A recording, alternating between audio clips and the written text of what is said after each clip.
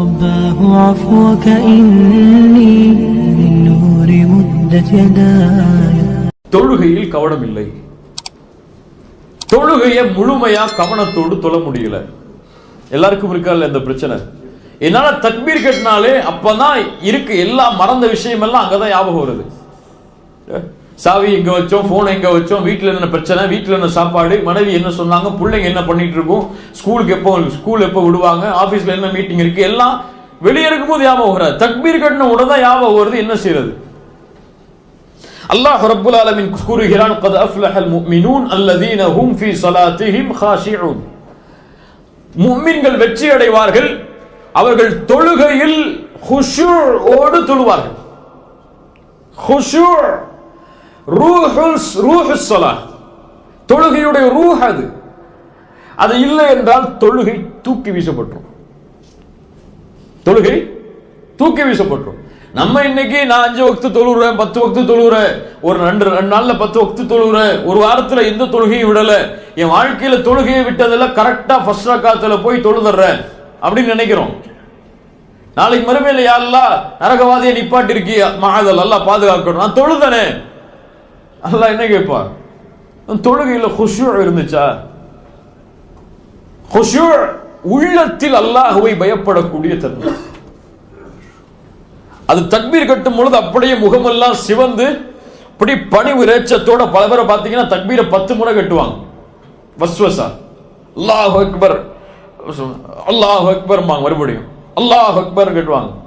ஏன்னா அவங்களுக்கு சூரத்துல் ஃபாத்திஹா வரலையா, முழுமையான கான்சென்ட்ரேஷன் வரலையா, அதுக்காக தக்பீரை மீண்டும் மீண்டும் கட்டுவாங்க. இப்படி தொழுதல் குஷூஆ. அது அப்படியே தலையை தாழ்த்தி நெஞ்செல்லாம் அப்படி குனிஞ்சு பணிவா இறையச்சத்தோட அல்லாஹ்வுக்கு முன்னாடி நிக்கிறது குஷூஆ. அல்லாஹ் இந்த குஷூலாம் பார்க்க மாட்டான். உன் முகம் எப்படி இருக்கு, உங்களுடைய வெளிப்படை எப்படி இருக்கு, எங்க பாக்குறீங்க, எப்படி பணிவா இருக்கீங்க, உங்க உடல் அமைப்புல அல்லாஹ் அதெல்லாம் பார்க்க மாட்டான். கல்வில் இந்த பணிவு இருக்கா? ரப்புக்கு முன்னால் நிற்கிறோம் என்ற எண்ணம் இருக்கா? அரசனுக்கு முன்னால் தலைகுனிய போகிறோம் என்ற உணர்வு இருக்கா? இந்த உணர்வு இருந்தால் தொழுகை முழுக்க அல்லாஹ் அங்கீகரிப்பார். இந்த உணர்வு தக்பீர் கட்டும் போது இல்ல, சலாம் கொடுக்கும் போது இல்ல, வெளியே போகும் போது இல்லைன்னு சொன்னா இந்த தொழுகை அப்படியே அவனுக்கு தூக்கி கொடுத்துருங்கன்றான் அல்லாஹ். நீ யாருக்கோ தொழுது இருக்க வச்சுக்கொண்டுருவான். அல்லாஹ் ரப்புல் ஆலமீன் குஷூஓடு தொழுகையை தொழக்கூடிய பாக்கியத்தை தருவானாக. முதலில் குஷூ வருவதற்கு செய்ய வேண்டியது என்ன? குஷூ கல்பில் உள்ளது. கல்புல என்ன இருக்கோ அதான் தொழுகையில வரும். கல்புல அல்லாஹும் அல்லாஹ்வுடைய ரசூலும் மறுமையும் இருந்தா தொழுகையும் அல்லாஹ்வும் ரசூலும் மறுமையும் வரும். கல்புல ஷஹவாத்தும் சுபஹாத்தும் இருந்தா வெளிப்படையிலும் ஷஹவாத்து சுபஹாத்தா வரும். ஷஹவாத்னா என்ன? மனோ இச்சைகள், அசிங்கமான விஷயங்கள். சுபஹாத்னா ஒரு சத்தியத்தை அசத்தியமா பார்க்கிறது, அசத்தியத்தை சத்தியமா பார்க்கிறது. ஷஹவாத்திலிருந்து வெளியே வரணும்னா என்ன செய்யணும்? என்ன செய்யணும்? பாவங்கள், அசிங்கமான விஷயங்கள் வெளியே வரணும் என்ன செய்யணும்?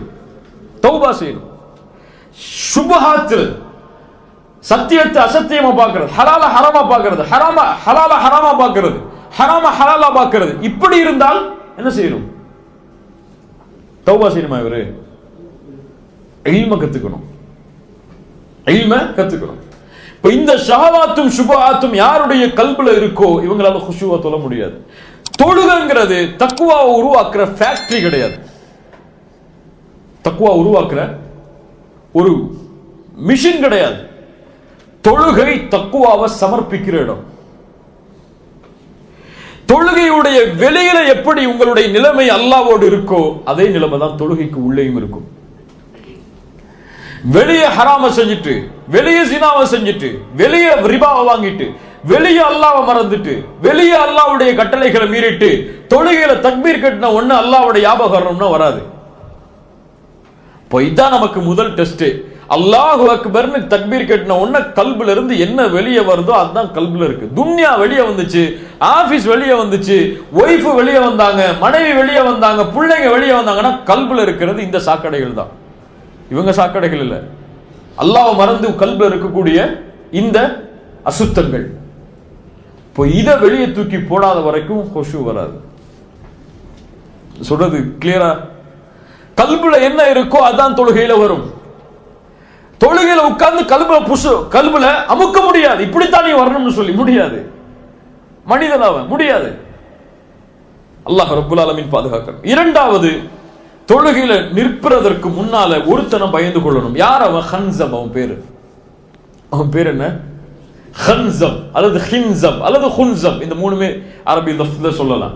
ஹன்சம், இவனை பயப்படணும். யார் இவன்? அப்போ உஸ்மான் இப்னு அபி ஆஸ் ரலியல்லாஹு அன்ஹு அவங்க அல்லாஹ்வுடைய ரசூல்ட்ட வராங்க. ரசூலுல்லாஹி ஸல்லல்லாஹு அலைஹி வஸல்லம் அவங்கள, நான் தொழுகையில தக்பீர் கட்டின உடனே எனக்கும் தொழுகைக்கும் இடையில அல்லது ஓதுறதுக்கும் தொழுகைக்கும் இடையில ஷைத்தான் வர்றான். நம்ம கேட்க வேண்டிய கேள்வி. ரசூலுல்லாஹி ஸல்லல்லாஹு அலைஹி வஸல்லம் சொன்னாங்க, தாக்க ஷைத்தான், அவன் ஒரு ஷைத்தான், யுகாலு லஹு ஹன்சம், அவன் பேர் ஹன்சம். ஜின்களுடைய வகையில இவனும் ஒரு வகை ஹன்சம். இவன் வந்தால் அல்லாஹ்விடத்தில் ஷைத்தானை விட்டு பாதுகாப்பை தேடுங்கள். அஊது பில்லாஹி மினஷ் ஷைத்தானிர் ரஜீம். அப்படியும் செல்லவில்லை என்றால் இடதுபுறம் திரும்பி கொஞ்சம் இது போன்று வஸ்குல் செய்து கொள்ளுங்கள். இடதுபுறம் திரும்பி வஸ்குல் செய்யணும் சொல்லி பக்கத்துல நிற்கிறவர் மேல செஞ்சிடக்கூடாது. கொஞ்சம் தலையை கொஞ்சம் சைடா திருப்பி இடதுபுறம் திருப்பி வஸ்குல் என்று செய்தல் ஷைத்தானிடமிருந்து பாதுகாப்பை தரும். முதல் அஊது பில்லாஹி மினஷ் ஷைத்தானிர் ரஜீம். இரண்டாவது, இதையும் தொழுகையில வந்து செஞ்சா மட்டும் ஆகாது. ஷைத்தானை விட்டு தன்னுடைய வாழ்க்கையில எல்லா விஷயத்திலையும் விலகி நிற்கிறவருக்கு அஊது பில்லாஹி மினஷ் ஷைத்தானிர் ரஜீம் சொன்னா ஷைத்தான் ஓடுவான். கல்புலையே ஷைத்தானுக்கு பங்களா கட்டி வாடகை வாங்காம தங்க வச்சிருந்தா என்னதான் வரும்? நீ விரட்டி விட்டாலும் போக மாட்டான். நம்ம விரட்டி விட்டாலும் அவன் என்ன செய்ய மாட்டான்? போக மாட்டான். இப்போ வாழ்க்கையில ஷைத்தான் எல்லாம் தொழுகையிலையும் ஷைத்தான் இருக்க மாட்டான். விரட்டினா ஓடிடுவான். வாழ்க்கையில நம்மளே கூட வச்சுக்கிட்டு என்னோடய இரு, பிசினஸ்ல என்னோடய இரு, வட்டியா என்னுடைய தொழில் இரு, கிரெடிட் கார்டா, என்னுடைய பர்ஸ்ல கிரெடிட் கார்டா இரு, இப்படி எல்லா விஷயத்திலும் என்னோட இருந்துங்க, தொழுகையில மட்டும் போனா போக மாட்டான். ஹன்சம் அல்லாஹ்வுடைய தூதர் ஸல்லல்லாஹு அலைஹி வஸல்லம் பாதுகாப்பை தேட சொன்னார்கள். இன்னைக்கு என்ன? எல்லாம் நரகத்தை விட்டு பாதுகாத்து, எல்லா சொர்க்கத்தை கொடு, ஜன்னத்துல் ஃபிர்தௌஸ் சொர்க்கத்தை கொடு, ஆமீன் ஆமீன் சத்தம் போட்டு சொல்றோம். ஆனா ஜன்னத்துல் ஃபிர்தௌஸ்க்காக உழைச்சிருக்குமா ஒரு நாளைக்கு அதெல்லாம் தெரியாது. அப்படியே இல்லையா? அல்லாஹ் முஃமின்களுடைய தன்மையை சொல்லிட்டே வர்றான். முஃமின்கள் இறையச்சத்தோடு தொழுவார்கள், வாக்குறுதிகளை பாதுகாப்பார்கள், ஜக்காத்தை கொடுப்பார்கள், கற்பை பாதுகாப்பார்கள், அமானிதங்களை பாதுகாப்பார்கள், தொழுகையை பாதுகாப்பார்கள், வக்தை விட மாட்டார்கள். இதான் முஃமின்களுடைய தன்மை. இவர்கள் சொர்க்கத்துடைய வாரிசுதாரர்கள். இந்த சொர்க்கம் ஜன்னத்துல் ஃபிர்தௌஸ். ஜன்னத்துல் ஃபிர்தௌஸ் சொர்க்கத்தை அல்லாஹ் கொடுத்தா இன்னைக்கு ஆமீன் சொல்றதுக்கு பல பேர் இருக்காங்க. ஜன்னத்துல் ஃபிர்தௌஸ்க்காக இந்த தன்மையெல்லாம் செஞ்சு உழைச்சமான்னு சொன்னா கிடையாது. அப்படியே இல்லையா? நமக்கு என்ன இன்னைக்கு ஆட்டோமேட்டிக்கா இன்னைக்கு மூத்தானா கூட ஜன்னத்துல் ஃபிர்தௌஸ் போயிடும் நம்பிட்டு இருக்கோம் நம்ம எல்லாம். இன்னைக்கு மூத்தானா சொர்க்கம் பானுக்கு இல்ல, மாஷா அல்லாஹ், அல்லாஹ் பாதுகாத்தவர்களை தவிர. ஆனா ஒவ்வொரு நாளும் தூங்கும் போது கேட்க வேண்டியது கேள்வி என்ன? இன்னைக்கு என்ன செஞ்ச நீ சொர்க்கத்தை அடைகிறதுக்கு? கரெக்டா தொழுதியா? கரெக்டா ஹுஷூவோடு தொழுதியா? ஜக்காத்து கொடுத்தோமா? அமானிதங்களை பேணணுமா? பொறுமையா இருந்தோமா? வாக்குறுதிகளை பேணணுமா? இப்படி அல்லாஹ் கூறிய சொர்க்கவாதிகளுடைய தன்மையை செயல்பட்டுட்டு மூத்தாகும் போது அல்லது தூங்கும் போது நான் சொர்க்கத்துக்கு போக போறேன் இன்ஷா அல்லாஹ்ங்கிற எண்ணம் இருந்தா சரி. நான் என்ன இருக்குன்னு நம்ம ஜன்னத்துல் ஃபிர்தௌஸ் போகணும்னு நினைச்சிட்டு இருக்கோம். அல்லாஹ் ரப்புல் ஆலமீன் அமல் செஞ்சாதான் அந்த துவா அங்கீகரிக்கப்படும். துவாவை சும்மா கேட்கறதுனால துவா அங்கீகரிக்கப்படாது. யா அல்லாஹ் நரகத்தை விட்டு பாதுகாத்திரு, நரகத்துடைய கேவலத்தை விட்டு பாதுகாத்திருன்னு சொல்லும் போது, இமாம் சொல்லும் போது ஆமீன் சொன்னா மட்டும் துவா அங்கீகரிக்கப்படாது. அந்த அமலை விட்டு நாம் விலகி இருக்கணும். மூன்றாவது, தொழுகையை கவனத்தோடு தொழுவதற்கு உள்ள வழி நிம்மதியா தொழுகிறது. நிம்மதியா தொழுகிறதுனா என்ன? பொறுமையா நிதானமா தொழுகிறது. தக்பீர் கட்டணுமா, நெஞ்ச நிமித்தி தலைய சுஜூத நோக்கி தாழ்த்தி பணிவா நிற்கிறது. கொஞ்ச நேரம் குர்ஆனை ஓதி முடிச்சிட்டோமா, அழகான முறையில் கைகளை உயர்த்தி ருக்குவுக்கு போறது. ருக்கு செஞ்சிட்டோமா, அதுக்கு பிறகு பழைய நிலைமைக்கு முழுமையா வர்ற வரைக்கும் முதுக நேராக்குதல். இப்படி நிதானமா தொழுகையை தொழுதாலே கவனம் இருக்கும். இன்னைக்கு என்ன? தக்பீர் கட்டுவான், சலாம் கொடுத்துட்டு வெளியே போறதே தெரியாது. அப்படியே இல்லையா? தனியா தொழும் போது இவர் தொழுகையை பார்த்தீங்கன்னு வச்சுக்கோங்க, 1 செகண்ட் 3 செகண்ட்ல முடிஞ்சிடும். இல்ல மாஷா அல்லாஹ். இமாமா நின்னார்னு வச்சுக்க, எத்தனை நிமிஷம் சொல்லுவாரு? 10 நிமிஷம் சொல்லுவாரு. இது முனாஃபிக்குடைய தனம். இமாமாக நிற்கும் பொழுதும் சரி, தனிமையா நிற்கும் பொழுதும் சரி, தொழுகையுடைய முறை ஒண்ணுதான். நிதானமாக தான் ரசூலுல்லாஹி ஸல்லல்லாஹு அலைஹி வஸல்லம் தொழுதாங்க. இப்ப நிதானமாக தொழுகை நிறைவேற்றினா தொழுகை கவனத்தோடு வரும். ரசூலுல்லாஹி ஸல்லல்லாஹு அலைஹி வஸல்லம் சொன்னாங்க, ஒரு மனிதன் திருடக்கூடிய திருட்டில் மோசமான திருட்டு தொழுகையில் திருடுதல். எப்படி? சுஜூதை முழுமையாக செய்ய மாட்டான், ருக்குஐ முழுமையாக செய்ய மாட்டான், அவனுடைய முதுகுத்தண்டு நேராக மாறாது, நேராக குனியாது சுஜூதில். இவன் தொழுகையில் திருடுகிறான் என்று அல்லாஹ்வுடைய ரசூல் ஸல்லல்லாஹு அலைஹி வஸல்லம் சொன்னாங்க. ஒரு ரசூலுல்லாஹி ஸல்லல்லாஹு அலைஹி வஸல்லம் ஒரு சஹாபி வந்தாங்க, தொழுதாங்க, நஃபிலான தொழுகை. ரசூலுல்லாஹ் சொன்னாங்க, இர்ஜி ஃபஸல்லி ஃபஇன்னக லம் துஸல்லி, திரும்பி போங்க, தொழுங்க, இன்னும் தொழலன்னாங்க. ரெண்டாவது முறை வந்தாரு, ரசூலுல்லாஹ் தொழுதுட்ட, இர்ஜி ஃபஸல்லி ஃபஇன்னக லம் துஸல்லி, தொழல, மீண்டும் தொழுங்கன்னாங்க. மூணாவது முறை, யா ரசூலுல்லாஹ் எனக்கு தொழ தெரியாது, தொழுகை கற்றுக் கொடுங்கன்னாங்க. ரசூலுல்லாஹ் சொன்னாங்க, சுஜூது செய்யுங்க, நிதானமா சுஜூது செய்யுங்கன்னாங்க. ருக்கு செய்யுங்க, நிதானமா ருக்கு செய்யுங்கன்னாங்க. அப்ப அந்த நிதானம் கவனத்தை ஏற்படுத்தும். நான்காவது, தொழுகையில எங்க பார்க்கிறோம்னு முதல்ல பார்க்கணும். கியாமல நின்ன உடனே முதுக நேராக்கி பார்வை எதை நோக்கி வரணும்? சுஜூதுடைய இடங்கள்ல. சுஜூதுடைய இடங்கள்ல விழும் பொழுது கவனத்தை நீக்கக்கூடிய உருவப்படங்களோ அல்லது விஷயங்களோ இருந்தா அதை நீக்கிறணும். இன்னைக்கு பல மேட்டை பார்த்தா பட்டுப்புடவை மாதிரி இருக்கு, பல தொழுகை விரிப்புகளை பார்த்தா பட்டுப்புடவை மாதிரி இருக்கு, அல்லது காபாவுடைய துணி மாதிரி விரிச்சு போட்டு ரொம்ப பல பல பலன்னு மேட்டை வச்சு தொழுது அவருக்கு சிறந்ததா இருக்கு. ஆனா இதுவெல்லாம் கவனத்தை திருப்பி விடும். சுஜூது செய்யக்கூடிய இடம் கொஞ்சம் பிளேனா இருந்தா கவனம் அந்த பார்வையை நோக்கி செல்லும். இல்ல அங்க போய் ஷைத்தான் அங்கிருந்து வேற பக்கம் திருப்பிடுவார். இஷாராவுடைய நேரத்தில், அத்தஹியாத்துடைய நேரத்தில் பார்வைய ஒரு பக்கம் ஒன்று சேர்த்தல். இப்ப இப்படி பார்வையை ஒருமுகப்படுத்துதல் கவனத்தை தொழுகையில ஏற்படுத்தும். ஐந்தாவது, சுத்ராவோடு தொழுதல். சுத்ரா சில இமாம்கள்ட்ட வாஜிப், சில அறிஞர்கள்ட்ட வாஜிப், சில அறிஞர்கள்ட்ட ருக்குன். சுத்ரானா என்ன? முன்னாடி ஒரு தடுப்பை வச்சு தொழுதல், போனை வச்சு தொழுறது இல்லை, ஒரு உயரம் உள்ள ஒரு தடுப்பை வச்சு முன்னாடி வச்சு தொழுதல் சுத்ரா. நமக்கும் அந்த தொழுகைக்கூடிய இடைக்கும் இடையில யாரும் உள்ள நுழையாதபடி அதுக்கு பின்னாடி தான் மக்கள் இருக்கிற மாதிரி சுத்ரா வச்சு தொழுதல். இமாமுக்கு பின்னாடி நிற்கும் போது சுத்ராவை தூக்கி வச்சிடக்கூடாது, இமாம் தான் நமக்கு சுத்ரா. தனியா தொழும் போது, பள்ளியில் நடுப்பள்ளியில தொழும் போது ஒண்ணுமே இல்லாம தொழக்கூடாது. சில அறிஞர்களிடத்தில் அந்த தொழுகை ஏற்றுக்கொள்ளப்படாதுன்னு சொல்லக்கூடிய அறிஞர்கள் இருக்கிறாங்க. ஆனா சுத்ராவை கவனத்தோடு முன்னாடி வைத்தல். சுத்ரா இல்லாம ஒரு இமாம் தொழுதா கூட ஒரு சேரை கொண்டு வந்து முன்னாடி வச்சுட்டு போயிடணும். இது ரசூலுல்லாஹி ஸல்லல்லாஹு அலைஹி வஸல்லம் உடைய சுன்னா. இதை செய்தால் தொழுகை கவனமா இருக்கும். நமக்கும் அந்த இடத்துக்கும் இடையில ஒரு தடுப்பு இருந்துச்சுன்னு சொன்னா அதை தாண்டி நம்முடைய பார்வை போகாது. இல்ல யாரை கிராஸ் பண்ணுவா, யாரு போவான்னு அந்த பார்வையிலே நம்முடைய பார்வை திரும்பிட்டு இருக்கும். ஆறாவது, ஹுஷூங்கிறது, முடிச்சிடலாம் 5 நிமிஷத்துல. ஹுஷூங்கிறது தொழுகைக்குள்ள ஆரம்பிக்கிறது இல்ல, வீட்டுல இருந்து கிளம்பும் போதே ஆரம்பிக்கணும். ரசூலுல்லாஹி ஸல்லல்லாஹு அலைஹி வஸல்லம் அதனால தான் உது செஞ்சு கிளம்புங்கன்னாங்க. தொழுகைக்கு போகும்போது நிதானமா போங்கன்னாங்க.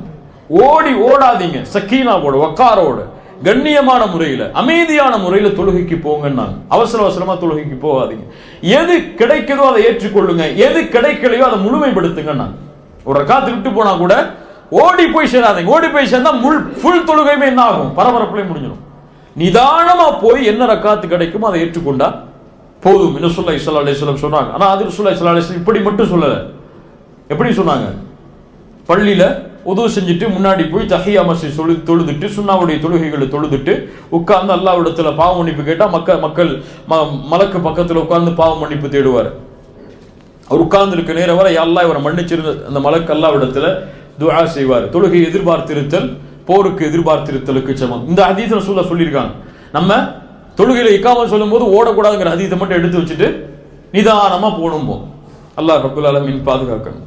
ஏழாவது, பள்ளிக்குள்ள போன உடனே ஃபர்து தொழுகைக்கு முன்னாடி சில பிராக்டிஸான தொழுகையை தொழுறோம். நவாஃபிலான தொழுகை, தஹியா மஸ்ஜித், சுன்னா தொழுகை, இது போன தொழுகைகளை தொழுதா நம்ம தயாராகும் தொழுகைக்காக. அப்ப முழுமையான கவனம் ஃபர்துக்கு வரும். சுன்னத்தான தொழுகை, நஃபிலான தொழுகைகளை முன்னாடி தொழுதா. எட்டாவது, மிக முக்கியமானது, யாருக்கு முன்னாடி நிக்கிறோம்னு நமக்கு தெரியணும். முதல்ல யாருக்கு முன்னாடி நிக்கிறோம்னு சொல்லி. ஷேக் முகமது இன்னைக்கு உங்களை கால் பண்ணி கூப்பிட்டா எப்படி இருக்கும்? ஷேக் முகமது யாரு? இந்த நாட்டுடைய அமீர். அவர் நம்மளை போன் போட்டு வாங்க உங்களை சந்திக்கணும் சொன்னா எப்படி போவீங்க? படபடப்பா மட்டுமா போவீங்க? என்ன பேசணும், என்ன பண்ணணும் எல்லாத்தையும் ப்ரிப்பேர் பண்ணிட்டு அழகான ஆடை உடுத்துட்டு, கண்ணியமான ஆடை உடுத்துட்டு, அன்னைக்கு போய் ஷாப்பிங் பண்ணி ஆடையெல்லாம் உடுத்துட்டு, அத்தர் போட்டுட்டு, இருக்கிற அத்தர்ல வெளியே இருந்த அத்தரை போட்டுட்டு இந்த உலகத்துடைய ஒரு அரசராக இருக்கக்கூடியவருக்கு முன்னாடி போய் நிக்கணும்னு விரும்புவோம். ஆனா அகிலத்தின் அதிபதிக்கு முன்னாடி போகும்போது நைட் என்ன ட்ரெஸ்ல தூங்கணுமோ அதே ட்ரெஸ்ல போய் நிற்போம். அப்பதான் வேர்த்து விறுவிறுத்து விளையாண்டு வருவார். அப்ப போய் நிப்பார் தக்பீர் கேட்டுட்டு. பக்கத்துல நிக்கிறோம், தொலை கூட முடியாது. அல்லாஹ்விற்கு கொடுக்கக்கூடிய கண்ணியம் நம்முடைய ஆடையிலையும் நம்முடைய செயல்முறைகளிலையும் தொழுகையில் வெளிப்படும். ஹுது ஸீனத்தக்கும் இந்த குல்லி மஸ்ஜித், ஒவ்வொரு மஸ்ஜிதுடைய கண்ணியத்தையும் எடுத்துக் கொள்ளுங்கள்.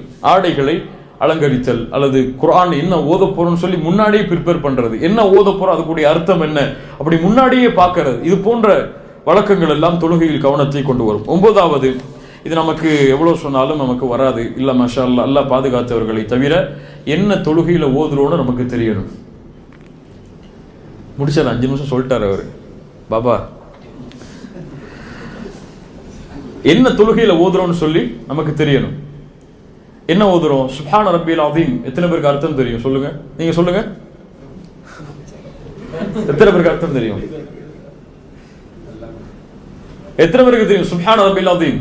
இப்ப கேட்பேன், கையை தூக்கலன்னா கேட்பேன், சொல்லணும். உண்மையா சொல்லுங்க, எனக்கு தெரியும் முழுமையான அர்த்தம் சொல்லுங்க, கையை உயர்த்துங்க. எத்தனை வருஷம் தொழுதுருப்போம்? 30 வருஷம், 35 வருஷம், 40 வருஷம். ஒரு சின்ன வார்த்தைக்குரிய அர்த்தம் கூட நம்ம இன்னும் பார்க்கல. ஆனா தொழுகையை கவனமா தொழுகணும்னு நினைக்கிறோம். தொழுகையில வந்தா கவனம் வர மாட்டேங்குதுன்னு நினைக்கிறோம். இப்ப யார்கிட்ட மிஸ்டேக் இருக்கு? நம்மள்ட்ட தான் தவறு இருக்கு. சுப்ஹான ரப்பியல் அஸீம், சுப்ஹான ரப்பியல் அலா, ரப்பிக்ஃபிர்லி, இந்த லஃப்லுக்கு கூட என்ன அர்த்தம்னு இன்னும் நம்ம பார்க்கல. கொஞ்சம் வேற கவனம் முடிக்கணுங்கிறதுனால கொஞ்சம் சீக்கிரம் முடிச்சிடுறேன், இல்லைன்னா கொஞ்சம் அதிகமாயிரும். சுப்ஹானல்லாஹ், அவ்வளவு அறியாமையிலே நம்முடைய சமூகம் இருப்பதை பார்க்கும்போது மனசெல்லாம் வலிக்குது. சுப்ஹான ரப்பியல் அலாக்கு என்ன அர்த்தம் தெரியலன்னா குர்ஆன்ல ஓதக்கூடிய சூறாக்களுக்கு என்ன அர்த்தம் ஓத முயற்சிப்போமா? கிடையாது. அல்லாஹ் பாதுகாக்கணும் இந்த அறியாமை விட்டு. 10வது கடைசி, தொழுகையை தடுக்கக்கூடிய எல்லாத்தையும் விட்டு விலகிடணும்.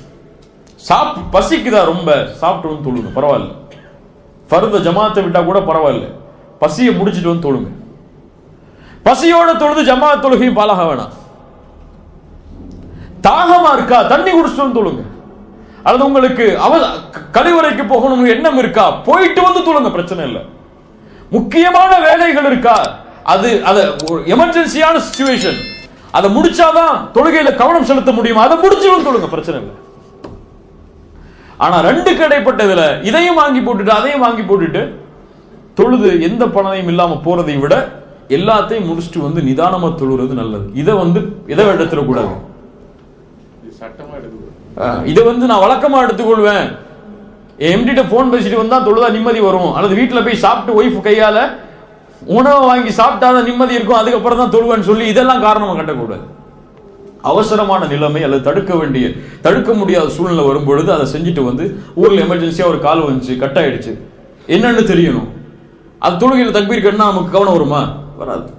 அதான் ஆபகம் வரும், என்ன எமர்ஜென்சி ஆயிடுச்சுன்னு சொல்லி. இப்ப அதெல்லாம் முழுமையா தெரிஞ்சிட்டு வந்து தொழுகிறது சிறந்தது. இந்த மாதிரி விஷயங்களை கடைபிடித்தால் தொழுகை கவனமோடு அமையும். அல்லாஹ் ரப்புல் ஆலமீன் இது போன்ற தொழுகைகளை முழுமையாக தொழக்கூடிய வாய்ப்பை நமக்கு தரட்டும்.